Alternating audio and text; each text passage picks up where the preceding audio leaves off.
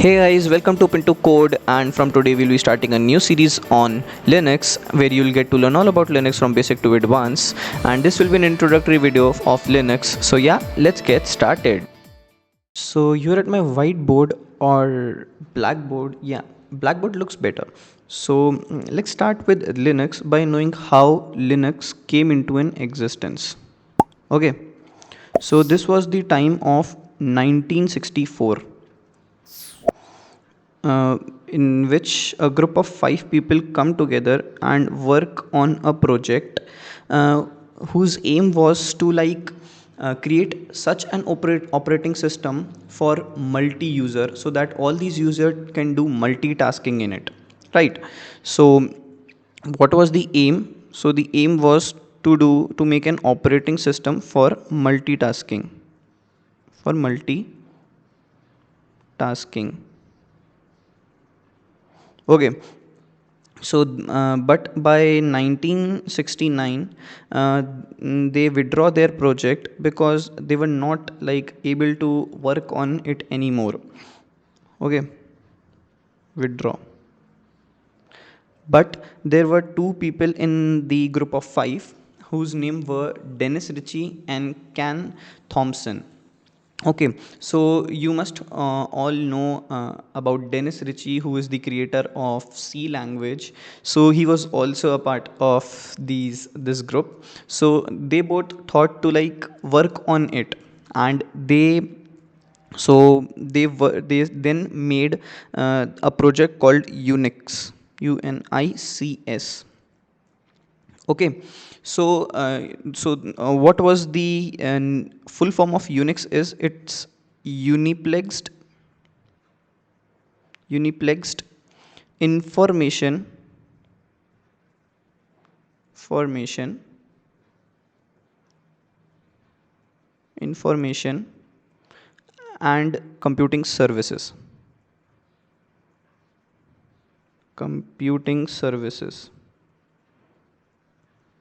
Okay, so this was the full form of Unix. So after so what who were the who worked on it? They were Dennis Ritchie. Let's make them initial as Dr. and Ken Thompson, KT. Okay, okay. So after that, this eventually was turned into called as Unix.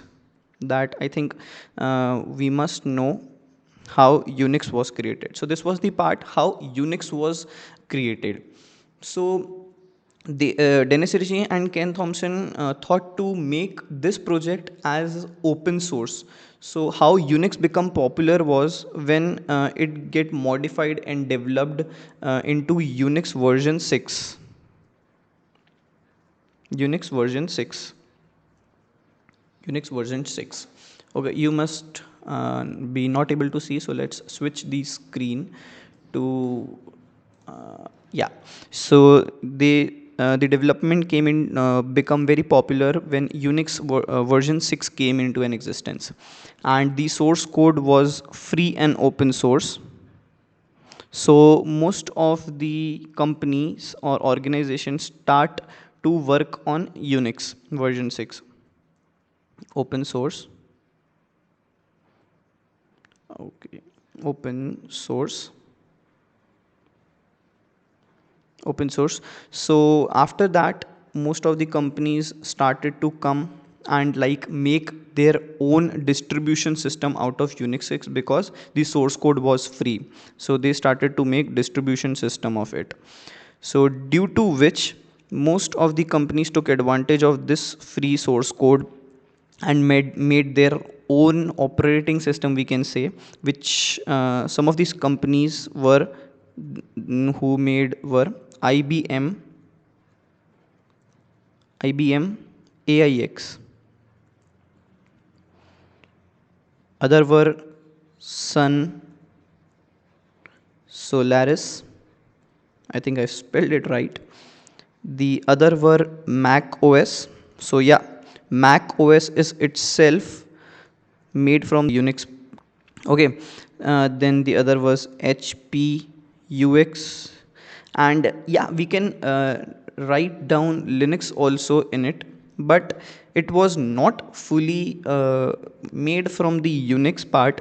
But yeah, we can name it here as well about Unix, because uh, people say that it's an derivative of Unix.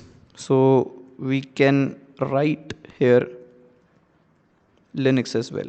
So let's now move towards the Linux story.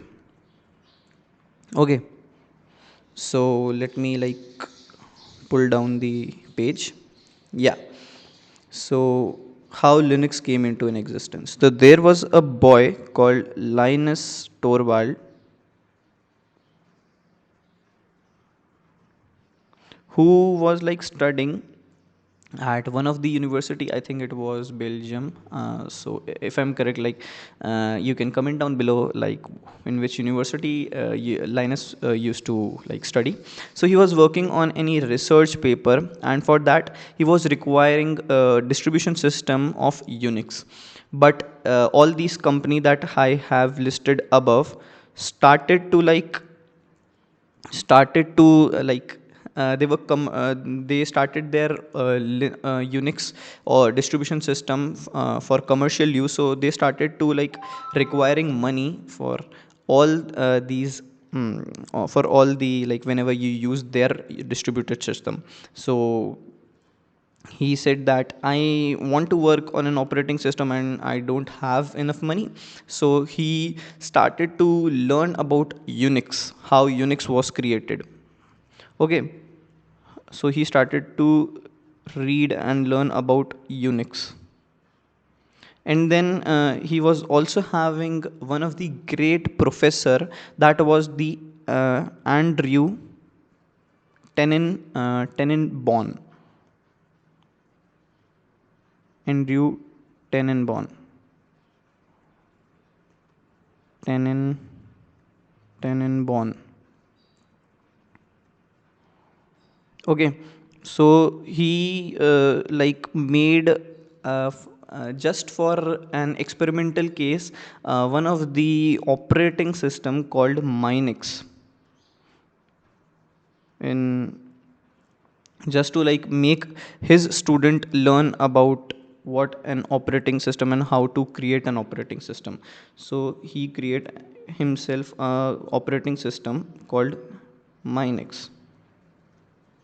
So from this and this came Linux, in which was I think in 1991 we got our Linux kernel. So basically, kernel is an running software that gives access to all that gives access to the running programs in your computer to use the hardware of the computer. So this is what kernel means, and this is what Linux is. So Linux is a kernel.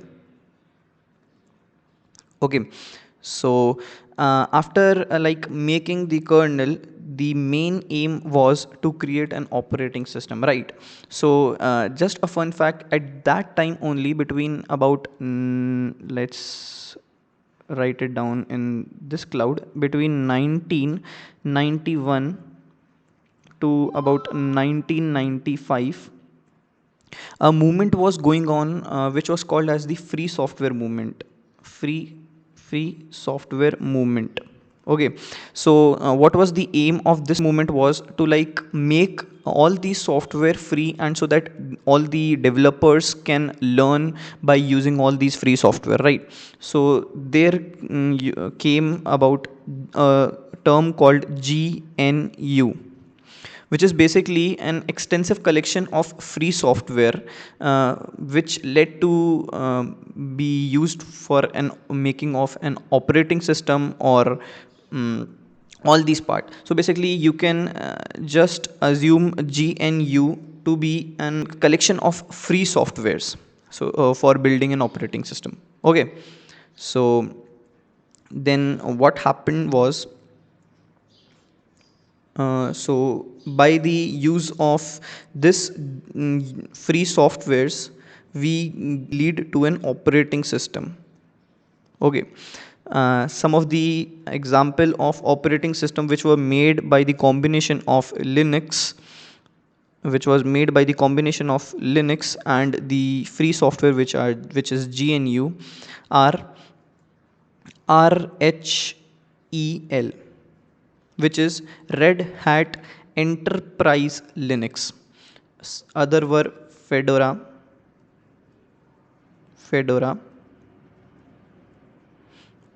Debian,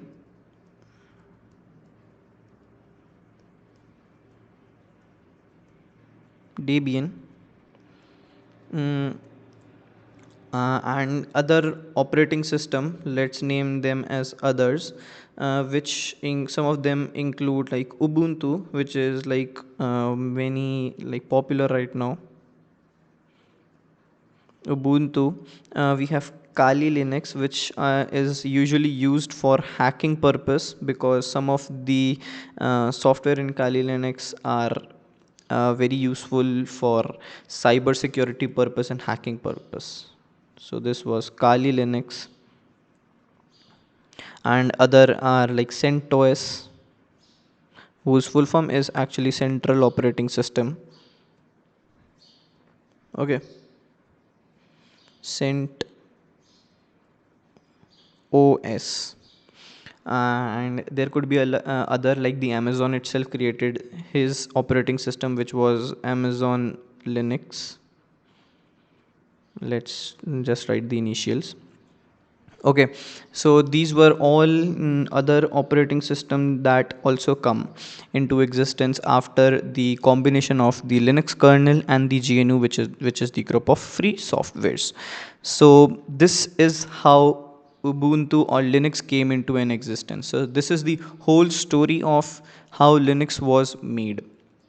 So now let's learn some more things about Linux. So basically, Linux is not properly a Unix derivative, we can say.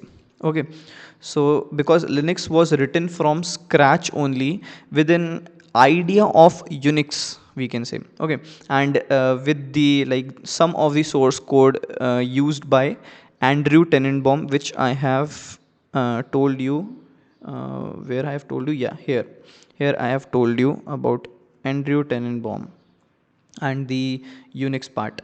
Okay, so and one more fun fact that I also want to tell you, that Android operating system is itself a modified version of Linux kernel. So we all are using Android operating system. This is also a modified version of Linux kernel. So you can believe how Linux kernel is powerful.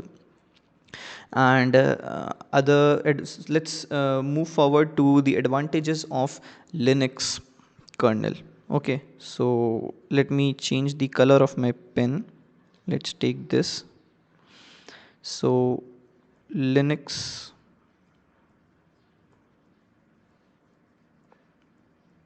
advantages.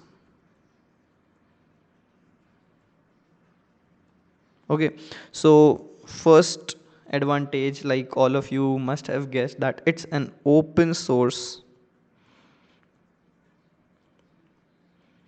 Okay, the second advantage is that it is secure,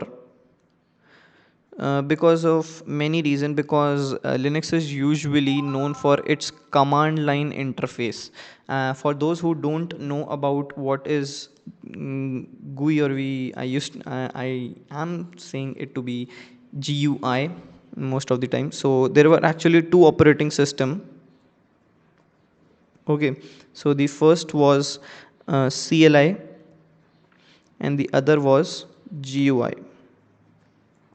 The full form of CLI is command line interface, and the full form of GUI is graphical user interface. So what is the difference between command line interface and graphical user interface is that command line interface is the terminal that you must have like come across command prompt in Windows at any point of time, like installing packages for Python, or like, yeah, you can also take an example of the VS code. When we all run the C program code in the terminal only, it has different name. It can be PowerShell, it can be command prompt, it can be terminal. Okay, and the other is the graphical user interface. So basically graphical user interface is the what we the whole, like the folder system, whatever you say see in the windows, like the whenever you click on the folder it opens. So this is all the graphical user interface. So now let's move back to the advantages of Linux. So it is secure. Okay, the third advantage is that it is lightweight. Other than other operating system, it is much lightweight. You will get to know when we will download the Ubuntu package. Okay, lightweight Linux. Okay, I have to write lightweight. I wrote Linux lightweight.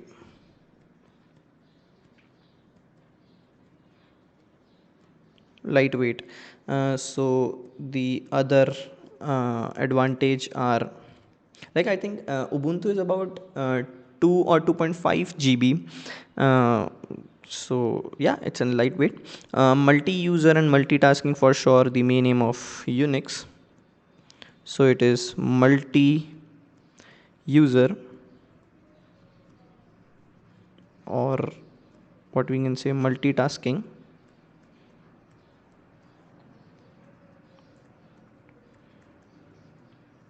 Okay, so and the other, like uh, main you advantage, so it has multiple distribution operating system like RHEL, Kali Linux, Ubuntu, Amazon Linux, and like other operating system as well.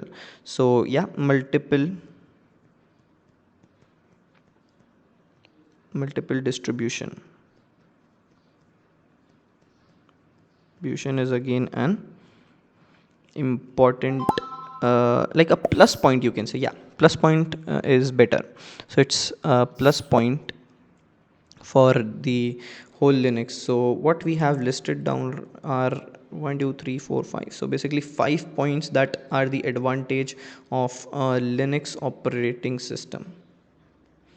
Okay, so yeah, this is all about introduction and the theory part of Linux. From the next video we'll learn about all the codes, commands in the Linux terminal, and we'll download the Ubuntu and work on it. We'll also, if it's possible, I'll make sure to like run Linux with the AWS instance, by creating an instance in by creating an account in AWS and telling you how you can work on Linux through cloud also.